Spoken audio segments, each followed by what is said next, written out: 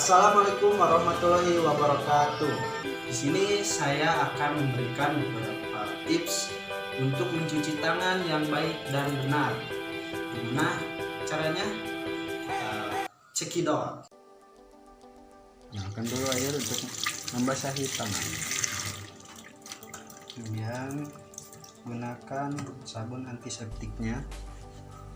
Pertama, kita gosokkan dulu pada bagian telapak tangan. Kemudian pada punggung tangan dan sela-sela jari belakang, kiri dan kanan. Kemudian pada sela-sela jari bagian depan. Jangan lupa pada jempol-jempolnya, kiri dan kanan. Kemudian pada pergelangan, kiri dan kanan. Jangan lupa kuman terlalu banyak pada kuku, jadi kukunya harus digosoki pada bagian telapak tangan, kiri dan kanan. Oke. Setelah selesai, kita langsung membasuhnya dengan air supaya kuman-kumannya terbawa oleh sabun dan air.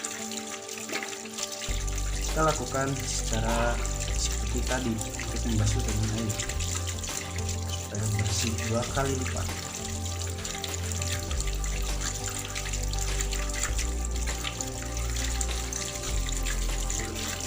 Menghangatkan air dan seperti itu.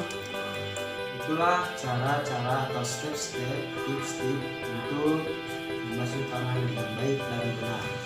Kemudian satu lagi tips untuk bersin atau batuk yang baik dan benar. Contoh batuk yang tidak benar.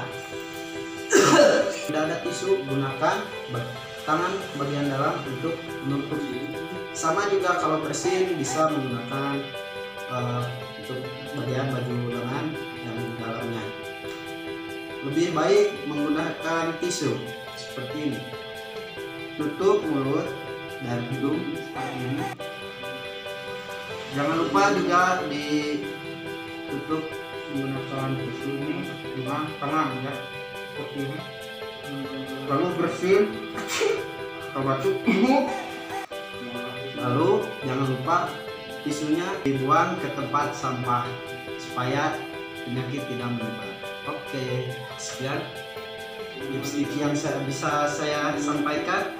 Semoga bermanfaat. Jangan lupa untuk dipraktekkan di rumah untuk menjaga kesehatan biar kuman dan virus tidak menyebar dan penyakit tidak ada.